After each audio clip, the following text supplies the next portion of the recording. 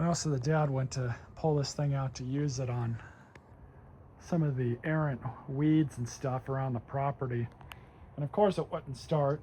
Typical Briggs drama behavior. Just needs the jets pulled out and cleaned. This is the same process as any other mower or yard tool that has this kind of newer style Briggs on it. Doesn't matter if it says 300 series or 675EXi, it doesn't matter. It's all pretty much the same process here. These things are really easy to service. They are a huge pain for your average consumer, but they're not that bad to work on. So let's go ahead and get started working on this. Now what causes this is leaving stale gas, especially gas with ethanol in it, and for longer than 30 days, which this thing's been used sporadically throughout the year. So there's no telling when it happened, but it's basically just the ethanol clogs up the jets inside the carburetor. And as you can see, I'm just pulling this stuff off to get to everything. But typically what ends up happening is that ethanol likes to congeal, and on other older Briggs and Stratton engines, they were nowhere near as sensitive as these particular engines are. The older ones, you could leave fuel in it, even with ethanol in it, for several months and really never have an issue. It was only at that point, if you had it outside and introduced water into the system, then it would be a problem. What I've got here is just a fuel line plier. That's all it is just pinching off all the fuel coming from the tank into the carburetor. And now you have a series of bolts here. These are both different size. The two outer ones, which are machine bolts, which go into steel threads, are 5/16. The two inner bolts here are a 7mm. Really weird, but you have SAE and metric sizes on this. But all we're gonna do is pull out the two side machine bolts. And for this, I'm electing to use small impact to pull them out. Now I'm using a small impact to pull these out, and generally that's okay. But going back in, you're gonna wanna do that by hand with a ratchet, because you might mess up these threads, because those go straight into the carburetor. Those are plastic threads. They're very easy to strip out. So got the inner cover off. Now we have better access to the carburetor. Now to pull this off, all you do is just kind of rock it back and forth, just like this. But you can see down below, I'm gonna take off the fuel line, just like that. I'm gonna use my auto trim tab pullers for this. These are great at pulling off rubber fuel lines on small engines, but just get it just like that, pop it off. So at this point, you have two linkages. On some of these carburetors that have the primer ball on the filter, you're not gonna really have to mess with two different linkages. It'll just be the one that's all the way in the back. But on this one, you just rotate it up, just like that. Pull that top one off. That's for your automatic choke. And then I'm gonna put my finger on that nipple there, kind of rock this one down, just like that. Meet you guys at the workbench. Pretty easy job so far. So at the workbench, let's go ahead and move this thing around. You're only gonna need your 7mm plus a ratchet to put everything back together, a flathead screwdriver, and a pair of pliers. But 7mm, pull both of these out. Let me get my flathead.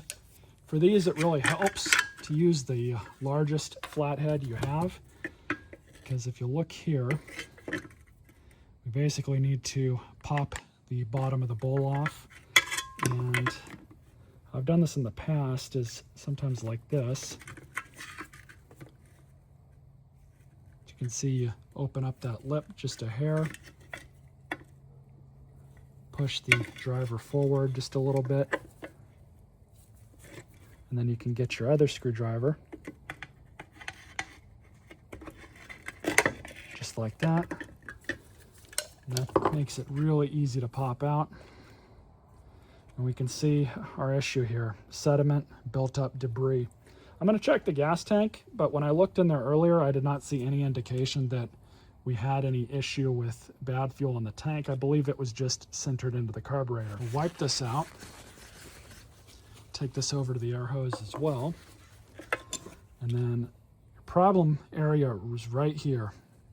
This is your main jet for these carburetors. You just pop these out. It'll sound like you're breaking it, but don't worry, you're not going to break it. If it does break, you should be replacing it anyways. But this one actually doesn't look that bad. But normally where these clog up, it will be right here, sometimes down here, but also you go ahead and pop the bottom off here. You'll see all these holes here, those will clog up too. So I'm going to take these two items over to the air compressor. We'll clean these off. So I'll give this a quick blowout. Give this a good blowout too.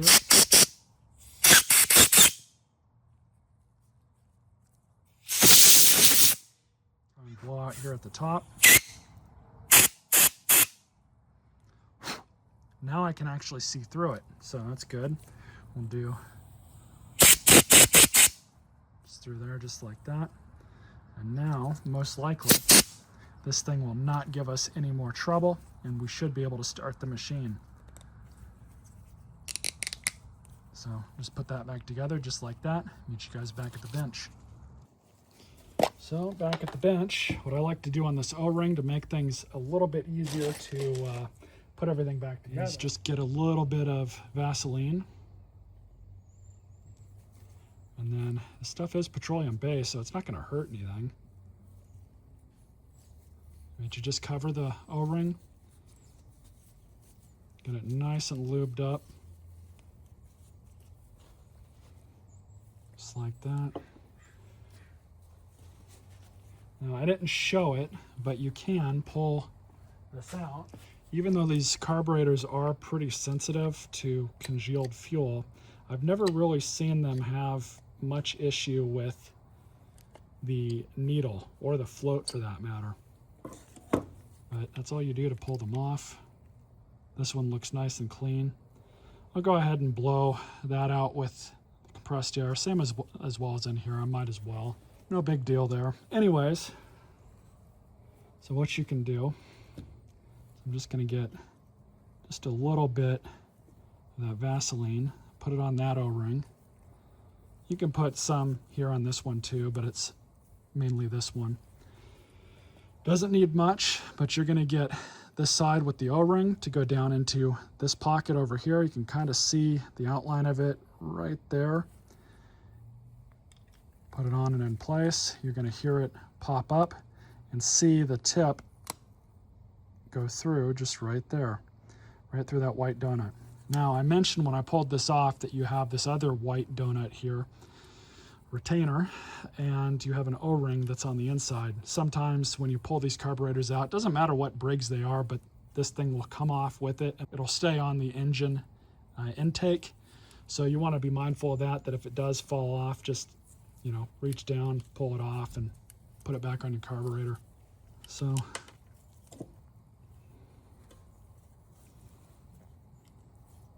it goes back on just like that.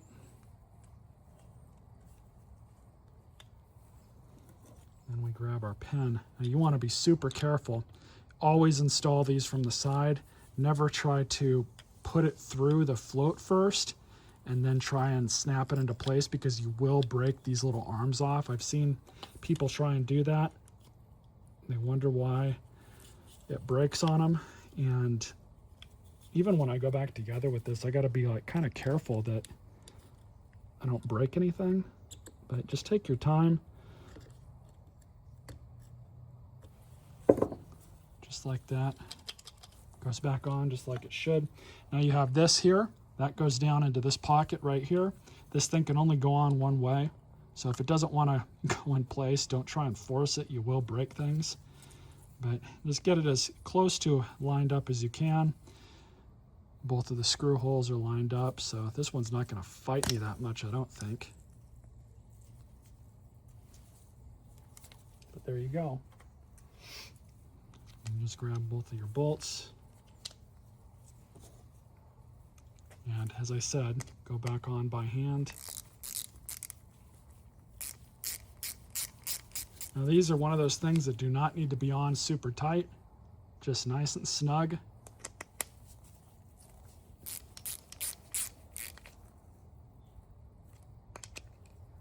These are plastic threads that these are going into. You will strip them out if you put too much force on them. So all that's done. Now we can go back to the machine and reinstall. So going back on, you're basically going to this back one on first, just like that. Then you have the other one that goes to the automatic choke. Tip your carb up. Probably should have removed the top cover, but oh well. Just like that.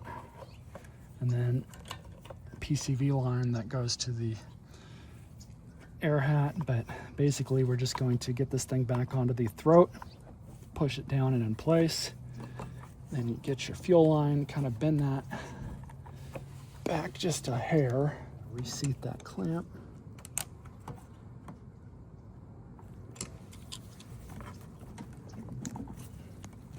Pull off this, and of course the carburetor bowl will fill up now. So once that happens, it'll be very obvious if it leaks, but everything's good here. Now I didn't mess with it, but you always want to make sure that this black arm right here is to the right of this arm looking at it. It's very easy because this flex super easy that this arm can be on this side. If it's on this side, you get everything back together and it doesn't want to run. Check this linkage if you have this style of carburetor. It's very possible that you just haphazardly got that mixed up. You want to make sure that you have this thing on the right behind this small arm. So now at this point, we can reinstall everything else. So you have this PCV hose up here, which goes right here. That on and in place. Now for the two side machine screws, these are the ones with the very fine threads that go on the sides into the steel threads. For those, we can use the impact, or you can just do it by hand. But for these, it's pretty critical to do them by hand because, as I said earlier, it's really not hard to strip them out. And then just like the carburetor bowl, just a quick snug, not too tight. Put the filter back on, as well as the cover. I'll meet you guys outside. So I've not tried to start this thing yet. I'm gonna go ahead and start it and see what it does.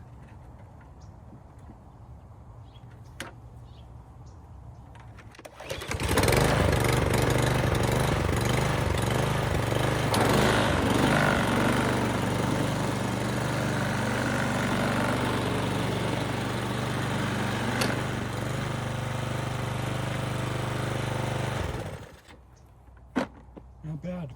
So I'm happy with how that turned out. Like I said, any of these newer Briggs and Stratton engines, they always have this issue. It doesn't matter what model they are. If it's got that style carburetor, you have a non-start issue, that's the first thing you should check. Stay tuned for more videos.